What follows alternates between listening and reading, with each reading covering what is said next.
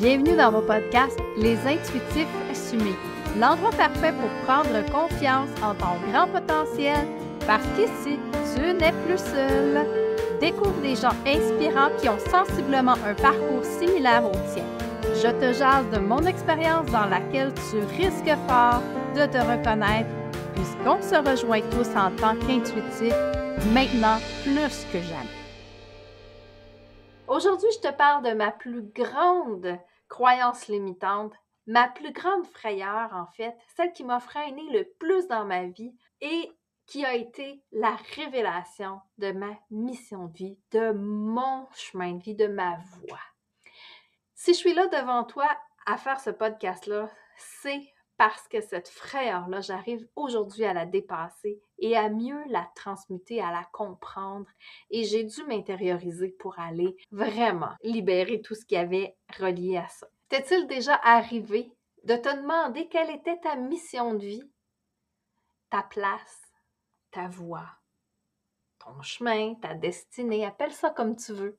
Est-ce qu'il t'est déjà arrivé d'avoir l'impression de ressentir un vide à l'intérieur comme si tu n'étais pas à la bonne place? Que c'était le néant, le vide total. Moi, oui, très souvent. Même si j'ai l'air très assumée dans ce que je fais et que mon travail en tant qu'énergéticienne, en tant qu'accompagnatrice pour t'aider à révéler le plein potentiel divin que tu portes en toi, il m'arrive également d'avoir de nombreux blocages. Comme bien des gens que je rencontre en consultation, ça m'a pris beaucoup de temps pour comprendre quelle était ma véritable mission de vie. Mais que ce que je fuyais le plus dans toute ma vie était la plus merveilleuse leçon de vie et était sans aucun doute l'expérience qui me permettrait de prendre un grand envol dans ma vie.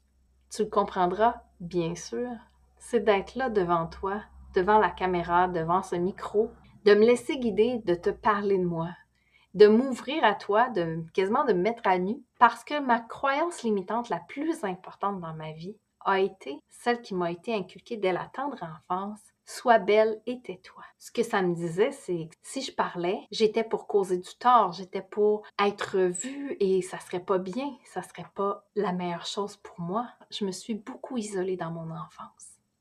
Mais à l'adolescence, j'avais envie de parler, je sentais ce pouvoir-là, je sentais cette pulsion-là de parler, de m'exprimer, de révéler au monde entier tout ce que je portais à l'intérieur de moi.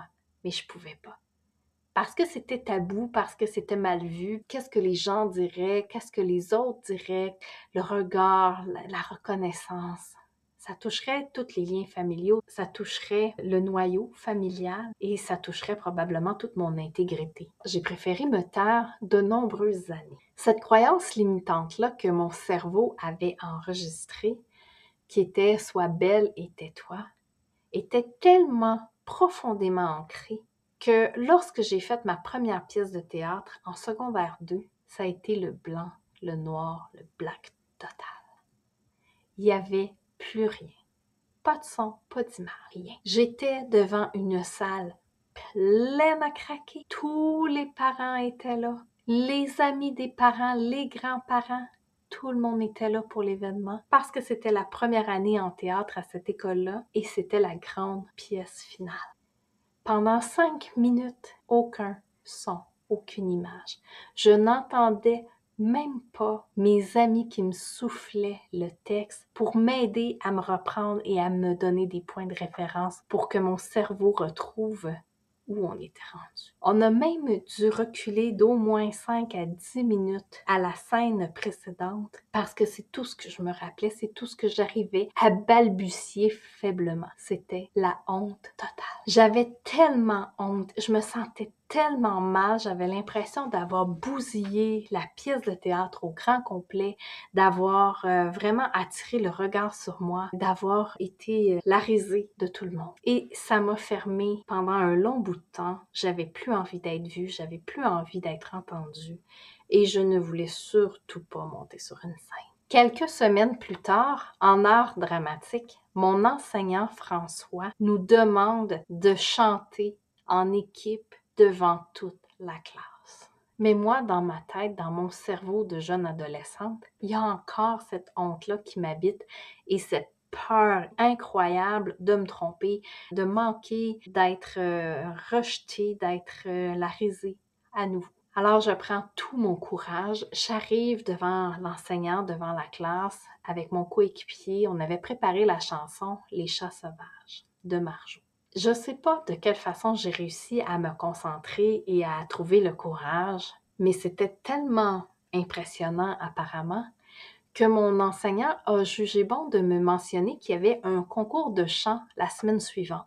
Après l'expérience que j'avais vécue, inutile de vous dire que je voulais rien savoir de cette expérience-là. Je voulais pas participer à un concours de chant où je monterais sur la scène, où je risquais d'être la risée, d'être la honte de tout le monde encore une fois. J'avais dit non à plusieurs reprises et il a fini par me convaincre. J'ai fait la prestation et moi je m'en allais en pensant que c'était un échec et je me trompais complètement. J'ai terminé 3e dans ce concours-là. Peux-tu imaginer à quel point j'ai eu la frousse et j'ai refusé cette place-là? Je l'ai même offerte à ma meilleure amie qui, elle, se pratiquait depuis des années. C'était son plus grand rêve et elle a terminé 4e juste après moi. Je lui ai cédé ma place parce que pour moi, il était impensable que je monte sur un stage devant des gens et que je me pète la face encore. C'était impensable. Ce que j'avais pas réalisé à cette époque-là, c'est que mon enseignant François avait vu en moi le joyau. Il avait vu en moi quelque chose que je refusais de voir parce que c'était tellement ancré, cette croyance-là, que je devais me taire, que je ne pouvais pas être vue, que je devais sourire et être fine et belle. À chaque fois par la suite où j'ai eu une production orale, où j'ai eu à parler devant des groupes, devant des gens, c'est toujours à mon enseignant François que je pensais. Parce que ça me donnait un petit peu de courage. Et ça me disait tout le temps, OK, s'il l'a vu, c'est que ça doit être vrai, même si tu y crois pas. Est-ce que ça t'est déjà arrivé, toi aussi, une situation comme ça où quelqu'un t'a dit quelque chose, un compliment sur toi, et toi, tu t'es juste dit, ben voyons, ça se peut pas qu'elle voie ça, je suis pas comme ça. Est-ce que ça te parle? Je suis certaine que ça te parle parce que j'ai vu des centaines de personnes en consultation depuis 2009 et je pense qu'on est tous comme ça. On a tous ces moments-là où quelqu'un nous reconnaît pleinement et on se reconnaît pas. C'est un peu comme Le guerrier pacifique, en fait. Ce livre de Dan Millman qui raconte le parcours spirituel d'un jeune homme qui doit s'intérioriser et aller voir à l'intérieur tout le potentiel et tous les dons qu'il a pour arriver à se contrôler, à se maîtriser. Ça m'a pris de longues, longues années. Même en tant qu'accompagnatrice de l'être dans mes groupes ou en individuel, il y avait toujours cette part-là de moi qui disait, ben voyons, je suis pas si bonne que ça. Je suis pas à la hauteur, voyons donc. Je suis pas si haute. Pourquoi j'ai tous ces commentaires-là? Pourquoi tout le monde voit ça puis moi je vois rien de ça? J'ai pas l'impression de changer le monde. J'ai pas l'impression que je fais rien d'extraordinaire. Et pourtant, j'ai eu de nombreux témoignages au fil du temps qui vraiment ont ramené cette confiance-là à l'intérieur de moi, puis de dire, ah ben, peut-être que ma voix, elle est importante. Peut-être que ma voix, c'est ma voix. C'est la voie que je vous ouvre. Peut-être. Ça a semé des graines à l'intérieur de moi. 16 ans plus tard, il y a eu ce moment-là où je réalisais mon plus grand rêve, c'était d'avoir ma propre guitare et de suivre des cours privés pour pouvoir jouer, juste apprendre les accords et m'amuser. C'était pas mon but d'en faire une carrière, c'était juste pour le plaisir. Une fois que je maîtrisais bien la chanson, mon enseignant me dit « Bon, Marie-Ève, maintenant que tu connais bien les accords, tu sais la jouer, tu vas la chanter. » Non, non, non, non. Non, non, non. La panique a pris. La panique a monté, là. Moi, j'ai toutes ces mémoires-là où, dans mon concours de chant, même si j'ai remporté, j'ai refusé, là. Je voulais pas être vue, je voulais pas être entendue. Finalement, il me dit, c'est quoi ta tonalité, là? Il dit, vas-y. Il me met au défi, puis bon, J'étais gênée, timide, réservée. Le stress était tellement intense à l'intérieur de moi, j'avais les mains moites. Et je finis par lui dire, bon, OK, c'est correct, là, on va chanter, là, mais je sais pas c'est quoi ma tonalité. Ben, il me dit, c'est pas grave, il dit, chante, puis dis-moi, je vais te suivre. Alors, je me suis mise à chanter, et là, lui, c'est un enseignant de jazz. Il a étudié au cégep en jazz de nombreuses années. Et là, il trouve quelqu'un qui jazz la version I Lost My Baby de Jean Leloup.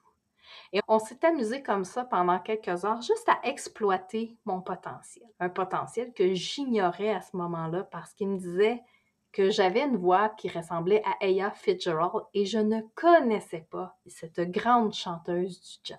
Je me suis mise à chercher qui est Ella Fitzgerald. Je ne la connais pas. Plusieurs années plus tard, j'ai fini par comprendre que cette grande chanteuse, effectivement, ma tonalité lui ressemblait.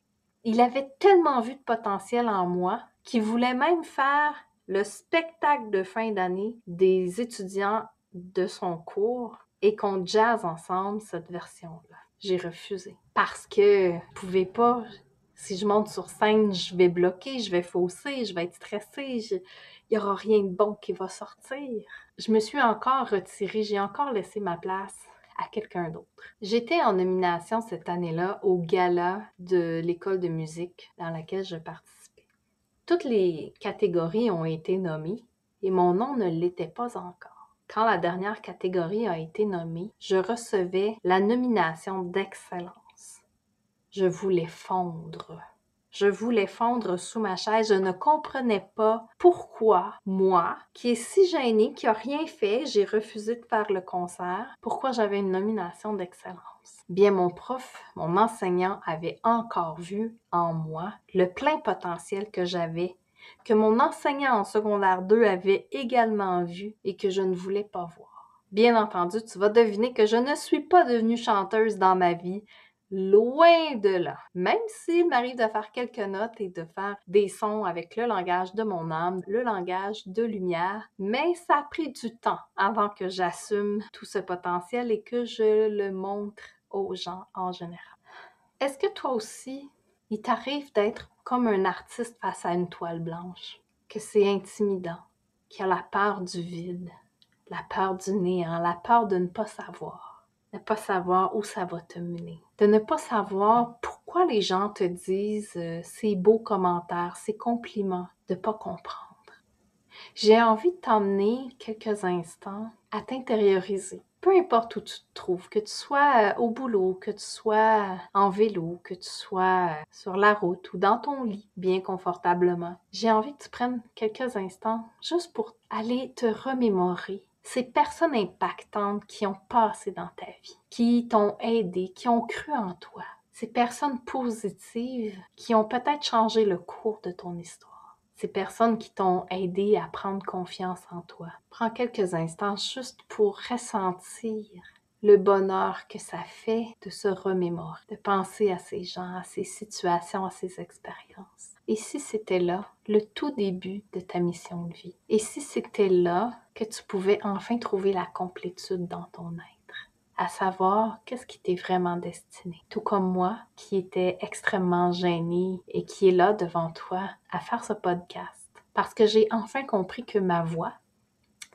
est ma voix.